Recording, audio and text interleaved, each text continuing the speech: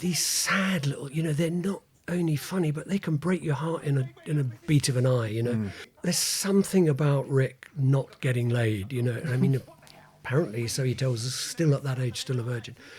But it's not really that he's a virgin, which in kind of the young ones is kind of a joke. He's a young lad who pops about uni and he's a virgin. By this time, he's early 30s and there's just something ineffably sad about it. And at the end where he shouts after the woman, I'll come around and watch my lingerie catalogue. And you just think it's very human and it's very sad. He can do that thing that Keaton does to you and that Bobby Ball, and another example is John Sullivan in Only Fools, where Del Boy has the baby. I don't know if you know that scene. She has the baby, and he takes him out to the window, and the moon's shining down on and he says all the things that every parent ever thinks when you're going to have a better life than I have. Basically, is what he's saying. And they're very moving, and indeed Steptoe, king of doing that. The last minute of the first pilot episode of Steptoe.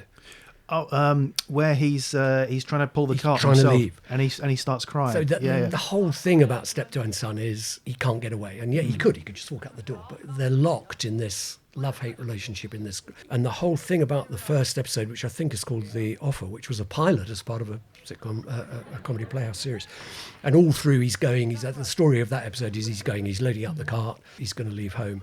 And at the very end, the horse is called Hercules, and I think either Hercules is lame or the old man says, you can't have Hercules, he's mine, there's something. Yeah. Anyway, he goes out to the cart, he's got all his stuff loaded on it, and the old man says, you can't have Hercules. And he says, right, I'm going to go myself. And he picks up the shafts and he tries to walk and he can't pull it. Mm-hmm. I mean, you're in tears, you're in absolute... And the old man's in the doorway just smiling. Yeah. And he is in tears. Harry is in foreground and he's in tears. And it's bloody magic, it's absolute magic, because it sums up the human condition for so many situations. I can't get out of it. Emotional and physical baggage. Emotional and physical baggage. Literally, the image of the physical baggage.